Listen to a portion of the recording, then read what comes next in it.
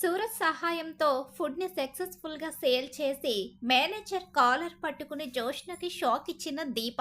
మరి ఇదంతా ఎలా జరగబోతుందో తెలుసుకోవాలనుకుంటే వీడియోని చివరి వరకు మిస్ కాకుండా అయితే చూసేయండి. జోష్న నిజ స్వరూపం బయటపడాలని కోరుకునే వాళ్ళు మా వీడియోనైతే లైక్ చేయండి. ఇక సూరజు అలాగే దీప ఇద్దరు కూడా వాళ్ళకొచ్చిన ఆలోచనని చెప్పడానికి శివనారాయణ దగ్గరికొస్తారు. తాత, ఇదంతా వేస్ట్ ఆఫ్ టైమ్ అని చెప్పేసి అంటూ ఉంటుంది జోష్న. లేదు, వీళ్ళకి అవకాశం ఇస్తానని చెప్పాను. వాళ్ళ ఆలోచన బాగానే ఉంది. చూద్దాం సాయంత్రం లోపు ఎంతవరకు ముందుకు వెళతారన్నది ఇక వాళ్ళ చేతిలోనే వదిలేస్తున్నాను. సాయంత్రం వరకు మాత్రమే దీపకి టైం ఉందని నేను చెప్పాను కదా! ఇక సాయంత్రం లోపు ఏం చేసినా సరే నేను మిమ్మల్ని అడ్డుకోను అని చెప్పేసి శివనారాయణ పర్మిషన్ అయితే ఇచ్చేస్తాడు. మీరు ఫుడ్ ఎలా సేల్ చేస్తారో నేను చూస్తాను. దీపకున్న తెలివితేటలు ఇడ్లీ అమ్ముకునే దగ్గర మాత్రమే ఆగిపోతాయి. కానీ ఇక్కడ రెస్టారెంట్‌కి సంబంధించిన బిజినెస్ ఇది. ఆ ఫుడ్ అంత త్వరగా సేల్ అవ్వదు. సేల్ అయినా సరే 20,00,000 రూపాయలు రావడం అనేది చాలా కష్టమైన విషయం. ఈ జోష్న ఉండగా మీరు గెలవడం జరగదు అని చెప్పేసి జోష్న అనుకుంటూ ఉంటుంది. చాలా హ్యాపీగా ఫీల్ అవుతూ ఉంటుంది. ఎందుకంటే ఈ కుట్ర అంతా చేసింది కూడా జోష్‌నే కదా! వాళ్ళు తలదించుకోవడం, అలాగే సూరజు మాట్లాడకుండా మౌనంగా ఉండిపోవడం, ఇవన్నీ కూడా ఇక మరింతగా జోష్‌నకి సంతోషాన్నిస్తాయి. సాయంత్రం లోపు ఆ ఫుడ్ సేల్ కాదు. నాకు గట్టి నమ్మకం ఉంది అని ఇక ఫుడ్ సేల్ చేస్తున్న ఆ ప్లేస్‌కి తన వాళ్ళను ఒక నలుగురిని పంపిస్తుంది. అక్కడ వాళ్ళు గొడవ పెట్టుకుని ప్రయత్నం చేస్తారు. కానీ కార్తీక్ వాళ్ళని అడ్డుకొని ఇక్కడి నుంచి వెళ్ళిపోండి అని చెప్పేసి 2 తగిలించేసరికి మిగతా వాళ్ళు కూడా వాళ్ళని కొట్టి అక్కడి నుంచి తరిమేస్తారు. అక్కడ కూడా ఇక ప్లాను ఫెయిల్ అయిపోతుంది జోష్‌నదైతే. ఇక ఈలోగా ఫుడ్ దగ్గరికి అందరూ వస్తారు. ఇక అనుకున్నట్టుగానే ఫుడ్ చాలా తెలివిగా డ్రా తీసి మరీ సేల్ చేస్తూ ఉంటుంది దీప. చిన్నప్పుడు తన తండ్రి కుబేరుతో కలిసి చేసిన అదే ప్రయోగాన్ని ఇప్పుడు ఉపయోగిస్తుంది సూరజ్ తెలివితేటలతో. సూరజు, మీ తెలివితేటలు చాలా బావున్నాయి. చిన్నప్పుడే అంత గొప్ప తెలివిగా ఆలోచించిన మీరు, ఈరోజు మీరు తయారు చేయించిన ఫుడ్‌ని చాలా తేలికగా మనం సేల్ చేయొచ్చు అని చెప్పేసి ఆ ఫుడ్‌ని సేల్ చేసే ప్రయత్నం చేస్తూ ఉంటారు. ముందు కస్టమర్స్ అయితే పెద్దగా రారు. కానీ ఆ తర్వాత ఒక్కొక్కరుగా కస్టమర్స్ అయితే వస్తూ ఉంటారు. అలా వస్తూ ఉన్న కస్టమర్స్‌లో కొంతమంది ఆ ఫుడ్‌ని చాలా హ్యాపీగా తింటూ ఎంజాయ్ చేస్తూ ఉంటారు. ఆ ఫుడ్ అలా తింటూ, ఈ ఫుడ్డు నిజంగా ఎవరు ప్రిపేర్ చేయించారో కానీ చాలా బావుంది. మేడం, సార్, మీరే ఈ ఫుడ్డు తయారు చేశారా? అని చెప్పేసి అంటూ ఉండగానే, అయ్యో, నాదేమీ లేదు. అంతా దీపగారి ప్లానే. దీపగారు వంట చాలా బాగా చేస్తారు. అదే ప్లాన్‌తో రెస్టారెంట్‌లో ఈ ఫుడ్ ప్రిపేర్ చేయించారు. అందుకే ఈ ఫుడ్‌ని ఇక్కడికి తీసుకొచ్చి సేల్ చేయాలి అనుకున్నామని తనకున్న తెలివితేటలు, దీపకున్న తెలివితేటలు 2 మిక్స్ చేసి రోడ్డుపై ఇక ఆ బండ్లు పెట్టి ఆ ఫుడ్‌ని సేల్ చేస్తూ ఉంటారు. ఇదంతా కూడా లైవ్‌లో చూస్తూ ఉంటాడు శివనారాయణ. సూరజ్, దీప చాలా తెలివితేటలుగా ఫుడ్‌ని అమ్మడం చూసి ముందైతే ఇదంతా వర్కౌట్ కాదు. కానీ చూద్దాం అసలు ఎంతవరకు దీప ముందుకు వెళుతుందో. దీప పొరపాట్లు చేయడం అలవాటుగా మార్చుకుంది. సాయంత్రం లోపల ఒక్క ప్లేట్ మీల్ మిగిలినా సరే నేను మాత్రం దీపని క్షమించను అని చెప్పి ఖరాఖండిగా చెప్పేస్తాడు. చూడు తాత, ఖచ్చితంగా సాయంత్రానికి ఫుడ్ అంతా వేస్ట్ అయిపోతుంది అని చెప్పేసి జోష్న అనుకుంటూ ఉంటుంది. కానీ వాళ్ళ తెలివితేటలతో ఫుడ్‌ని చాలా తెలివిగా అయితే అమ్మడం మొదలుపెట్టడం, అక్కడికొచ్చిన ప్రతి ఒక్క కస్టమర్ ఇష్టంగా తినడం మొదలుపెడతారు. ఇక అలా ఇక చాలామంది కస్టమర్స్ అయితే వచ్చి రోడ్డు పైన అని కూడా చూడకుండా ఫుడ్‌ని ఇష్టంగా ఆస్వాదిస్తూ ఉంటారు. అలాగే వాళ్ళు సర్వ్ చేసే విధానం, వాళ్ళ మాట విధానం, ఆ ఫుడ్ కూడా నచ్చడంతో ప్రతి ఒక్కరు రేటింగ్ కూడా చాలా బాగా ఇస్తూ ఉంటారు రెస్టారెంట్‌కి. మీరు అంత పెద్ద రెస్టారెంట్ పెట్టుకొని ఫుడ్‌ని తీసుకొచ్చి ఇక్కడ సేల్ చేస్తున్నారంటే నిజంగా చాలా గ్రేటు. మీ రెస్టారెంట్ ఫుడ్ చాలా బావుంది. ఇక నుంచి ప్రతిసారి మీ రెస్టారెంట్‌కే వస్తాం. మీ రెస్టారెంట్ అడ్రస్ కూడా ఇవ్వండని వచ్చిన కస్టమర్స్ అడ్రస్ కూడా తీసుకుని వెళుతూ ఉంటారు. చూసారా నాన్న, దీప అలాగే సూరజు ఎంత తెలివిగా ఆ ఫుడ్‌ని సేల్ చేశారో, దీప మోసపోయిందే తప్ప, దీప ఎప్పుడూ కూడా పనిని పక్కన పెట్టి తను అందలాలు ఎక్కాలని ఆలోచించదు. దీప అమాయకురాలు కాబట్టే దీపని అందరూ మోసం చేస్తున్నారు. కానీ ఫుడ్ సేల్ చేసే విషయంలో మాత్రం బిజినెస్ తెలివితేటలు దీపలో ఉన్నాయి అని చెప్పేసి అంటూ ఉంటాడు. నీ రక్తం కదా నాన్న, లేకుండా ఎలా పోతాయి? నీ వారసురాలు కాబట్టి దీపలో బిజినెస్ తెలివితేటలు ఖచ్చితంగా ఉంటాయి. కాకపోతే మంచితనం ఎక్కువగా ఉండడం కారణంగానే జోష్న చేతిలో పదే పదే మోసపోతుంది. జోష్న ఈ పని చేసిందని నా మనసుకి తెలుసు. అలా అని నేను చెప్పలేకపోతున్నాను అని చెప్పేసి ఇక అంటూ ఉంటాడు. తన మనసులో అనుకుంటూ ఉంటాడు. ఇలా మనసులో అనుకుంటూ ఉంటాడు. ఇక దశరథ అలా ఆలోచించుకుంటూ ఏదో ఒక రోజు జోష్న గురించి పూర్తి నిజాలు మీరే తెలుసుకుంటారు నాన్న అని ఆలోచించుకుంటూ ఉండగా, ఏంటి దశరథ, మాట్లాడుతూనే ఆలోచనలోకి వెళ్ళిపోయావేంటి? ఏం లేదు నాన్న, నువ్వేమీ టెన్షన్ పడకు. నీకు జోష్న గెలుపు కన్నా దీప గెలుపు ముఖ్యమని నాకు తెలుసు. లేదు నాన్న, నా కూతురు గెలవాలని కోరుకుంటాను నేను. కానీ నా కూతురు పొరపాట్లు చేసి తప్పు చేసైనా గెలవాలి అనుకునే మనస్తత్వం తనది. అందుకే నేను తన విషయంలో పెద్దగా ఇంట్రెస్ట్ చూపించకపోవడానికి కారణం. ఓడిపోయినా సరే ఇక తనదే పైచేయి అనుకునే జోష్న కన్నా గెలిచినా సరే తగ్గి ఉండి మంచి మనసుతో అందరినీ ఆదరించే దీప మనసు నాకు నచ్చింది. దీప నా కన్న కూతురై ఉంటే బావుంటని అనుకుంటున్నాను నాన్న. ఏంట్రా దశరథ, ఏం మాట్లాడుతున్నావు? జోష్న నీ కన్న కూతురు. జోష్న గురించి తండ్రివై ఉండి నువ్వే అలా మాట్లాడడం కరెక్ట్ కాదు. సరేలే నాన్న, మీరు చెప్పారు కదా, ఇంకా అలా మాట్లాడను అని చెప్పేసి దశరథ చెప్తూ ఉంటాడు. ఇక్కడ ఫుడ్ సేల్ జరగడం ఉంటుంది. ఫుడ్ అయితే చాలా బాగా నచ్చి కస్టమర్స్ ఒకరి తర్వాత ఒకరు వచ్చి ఆస్వాదిస్తూ తింటూ ఉంటారు. అలా ఒక్కొక్క కంటైనర్స్‌లో ఫుడ్ అవుతూ ఉంటుంది. కానీ ఈలోగానే ఆశ్రమం పిల్లలు కూడా అటుగా వెళుతూ ఉంటారు. అలా వెళుతూ ఉన్న పిల్లల్ని పిలిచి మరీ భోజనమైతే పెడుతుంది దీప. అలా పెట్టేసరికి, అమ్మ, మీరు పిల్లలకి కడుపు నిండా భోజనం పెట్టారు. వాళ్ళైతే చాలా సంతోషంగా తిన్నారు. ఎంతోమంది దాతలు పిల్లలకి ఇక ఫుడ్ పెట్టమని డబ్బులు ఇస్తూ ఉంటారు. కానీ పైన కొంతమంది యాజమాన్యం చేసేవాళ్ళు ఉంటారు కదా! అలాంటి వాళ్ళు వీళ్ళకి పూర్తిగా ఇక ఆహారం దక్కకుండా చేసి వాళ్ళ కడుపు కొడుతున్నారు. కానీ ఈరోజు మీరు పెట్టిన ఫుడ్‌ని పిల్లలు చాలా ఇష్టంగా తిన్నారు. మేం కూడా సంతోషంగా తిన్నాము. కానీ మా దగ్గర ఎలాంటి డబ్బు లేదు మీకివ్వడానికి. అయ్యో! మేము డబ్బు కోసం ఇది చేయలేదు. ఆ పిల్లల కడుపు నింపడం కోసం మాత్రమే ఇది చేశాము. పిల్లలు కడుపు నిండా భోజనం చేశారు. చాలా సంతోషంగా ఉంది అని చెప్పి అంటూ ఉండగానే దీప, ఆంటీ, మీరు పెట్టిన ఫుడ్డు చాలా బావుంది. ఇంత టేస్టీగా మేమెప్పుడు ఎక్కడా తినలేదు. ఇలాంటి ఫుడ్ పెట్టిన మీరు ఎప్పుడూ సంతోషంగా ఉండాలి. అమ్మ, మీరు ఈ ఏ రెస్టారెంట్ నడుపుతున్నారు అని చెప్పి అంటూ ఉండగానే, జోష్న రెస్టారెంట్ అని చెప్పేసి చెప్తూ ఉంటుంది దీప అయితే. పిల్లలు, మరి ఆ రెస్టారెంట్ గురించి మీరేదైనా మాట్లాడతారా? మాకైతే జోష్న రెస్టారెంట్ అని దీప ఆంటీ చెప్పారు. ఆ ఆంటీ ఇక రన్ చేస్తున్న రెస్టారెంటు పూర్తి పేరు మాకు తెలీదు.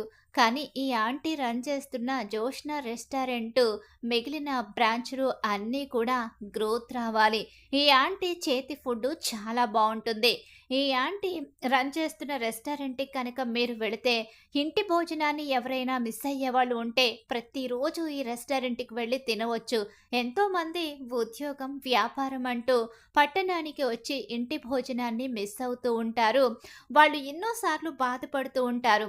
అలా అని ఇంటి భోజనం తినేద్దామని చెప్పేసి రెస్టారెంట్ వెతుక్కుంటూ వెళ్ళినా, అక్కడికి వెళ్ళిన తర్వాత రేట్లు హైలో ఉండడంతో ఇంకా చాల్లే అనుకుంటూ వాళ్ళ చాలీ చాలని జీతాలు చూసుకుని వెనక్కి వచ్చేస్తారు. కానీ ఇక్కడ ఈ ఆంటీ సేల్ చేస్తున్న ఫుడ్ అయితే అలా లేదు.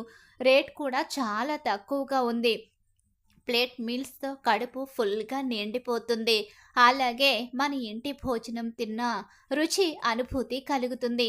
నిజంగా ఆ ఆంటీ మంచితనం మాకు చాలా బాగా నచ్చింది. తన చేతి ఫుడ్డు, ఆ రెస్టారెంట్‌కి సంబంధించి వీళ్ళ మెయింటెనెన్స్ ఇవన్నీ కూడా నిజంగా మాకు సంతోషాన్ని ఇచ్చాయి అని చెప్పేసి ఆ అనాథాశ్రమంలో పిల్లలు, అలాగే వాళ్ళని ముందుకి నడిపిస్తూ ఉన్న కొంతమంది వార్డెన్స్, టీచర్స్ కూడా అందరూ ఆ రెస్టారెంట్ గురించి చాలా గొప్పగా పొగుడుతూ ఉంటారు. దీప మంచితనం గురించి, దీప కడుపులో బిడ్డని కూడా దీవిస్తారు.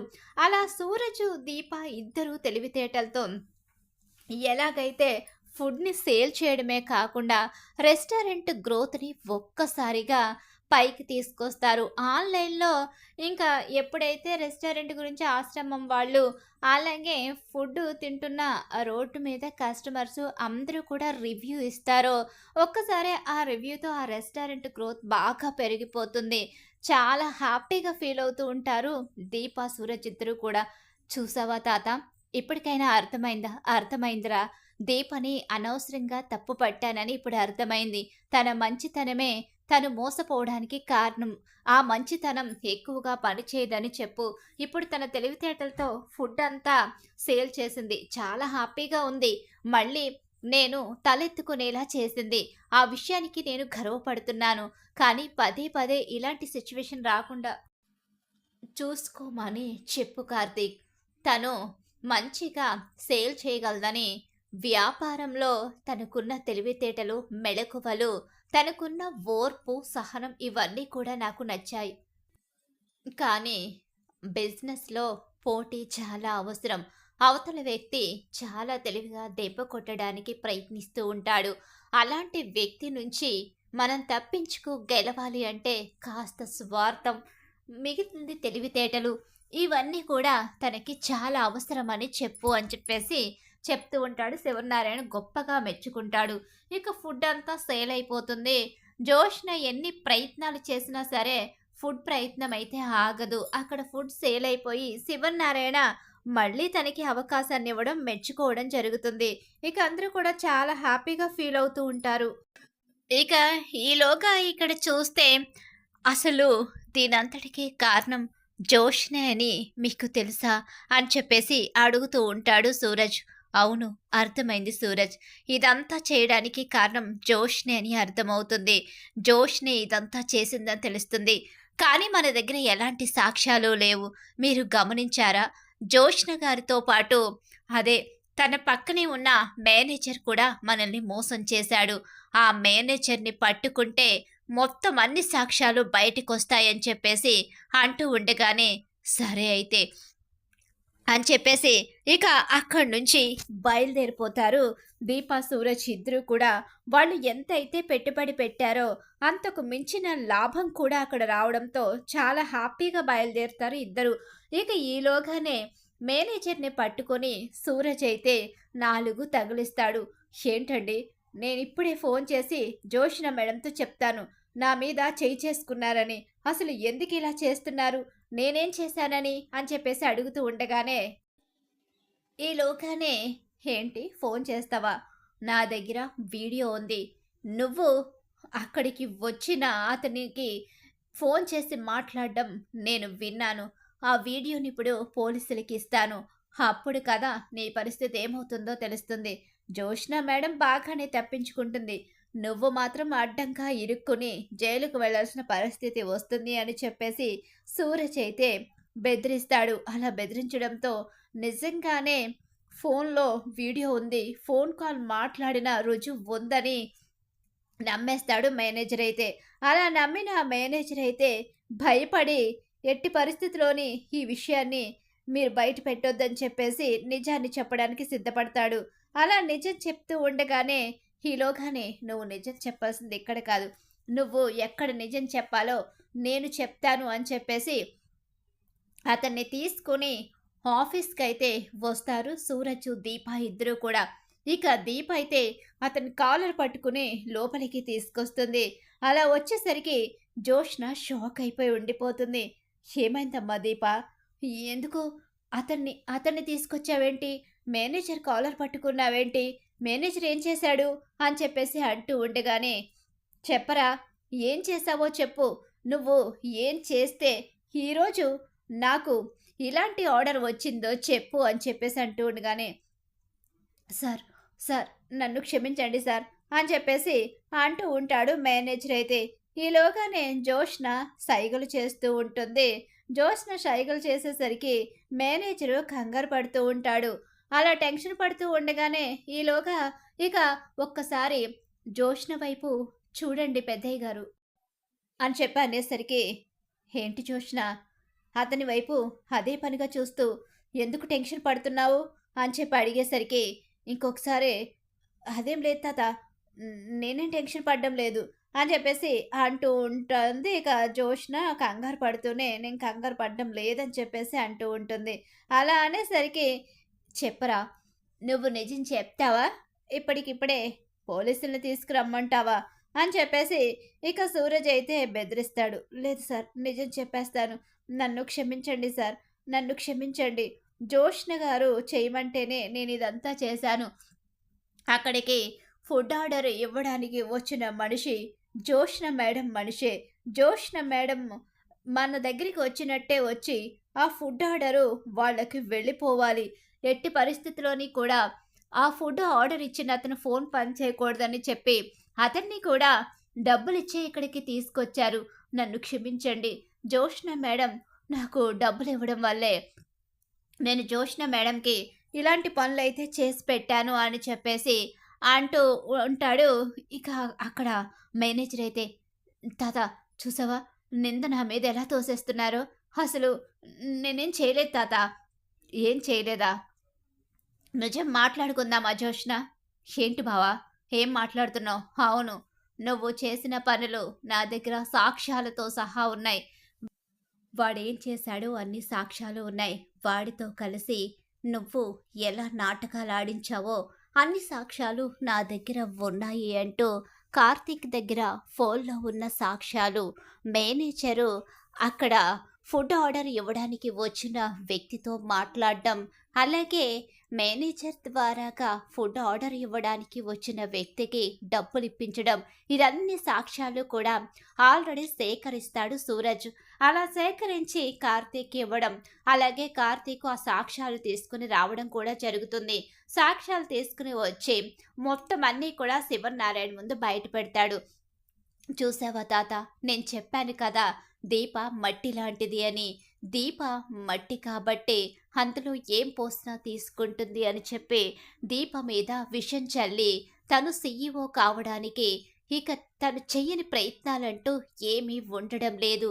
ఇప్పుడు మీరు నిర్ణయించుకోండి తాత, ఎవరు సీఈఓగా ఉండడానికి అర్హురాలు, ఎవరు ఇక్కడ ఈ రెస్టారెంట్లో ఉండడానికి అర్హురాలు, ఎవరు ఈ రెస్టారెంట్ నుంచి బయటికి వెళ్ళిపోవాలి, అసలు ఎవరికి అర్హత ఉంది, ఎవరికి అర్హత లేదు, మీరే నిర్ణయించండి అని చెప్పేసి అప్పుడు గొంతెత్తి మాట్లాడతాడు కార్తీక్. నువ్వు చెప్పింది నిజమేరా?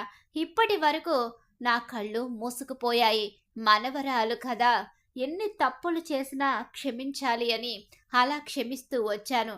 కానీ తను రోజు రోజుకి శృతి మించి తప్పులు చేస్తుంది.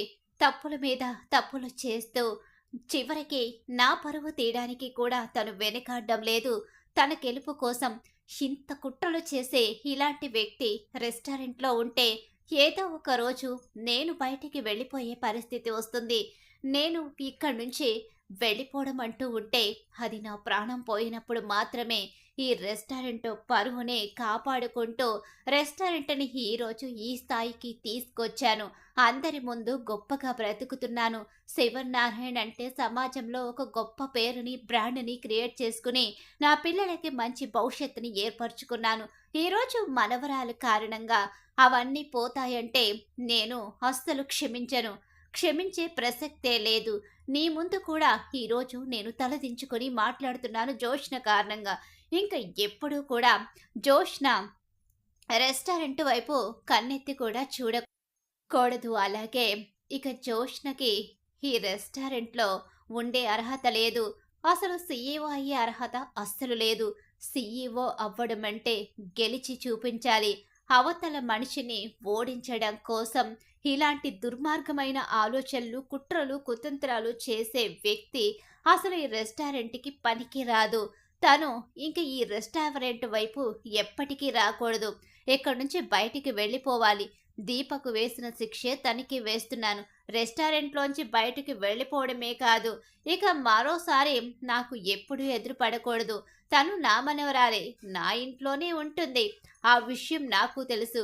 ఈ శివనారాయణ బయటికి వచ్చేసరికి తన మొహం చాటేసుకుని వెళ్ళిపోవాలే తప్ప నాకు తన మొహం అనేది ఎప్పటికీ చూపించకూడదు. ఈ తల్లిదండ్రులకి తన కూతుర్ని దూరం చెయ్యకూడదు కాబట్టి ఆ ఇంట్లో ఉండనిస్తున్నాను. లేకపోతే బయటకు గెంటేసేవాడిని. ఇక ఎప్పటికీ నేను జోష్న మొహం చూడాలి అనుకోవడం లేదు.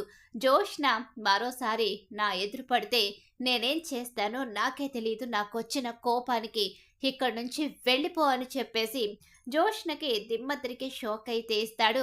ఎప్పుడైతే మేనేజరు నోరు విప్పి నిజాన్ని బయట పెట్టేస్తాడో, సాక్ష్యాలు లేకపోయినా ఉన్నాయని చెప్పేసి సూరజ్ నమ్మించడంతో తన కుటుంబం ఏమైపోతుందన్న భయంతో జోష్న గురించి నిజం బయట పెట్టేస్తాడు మేనేజర్. ఇక జోష్నకి ఊహించని షాక్ ఎదురవుతుంది. మరి ఖచ్చితంగా రాబోయే కథలో ఇలా అయితే జరగబోతుంది. ఇలానే జరగాలని మీరు కోరుకుంటున్నారా? అయితే వీడియోని తప్పకుండా లైక్ చేయండి. మీరు ఇచ్చే ఒక్క లైక్ సపోర్ట్ అండ్ ఎంకరేజ్మెంట్‌గా ఉంటుంది.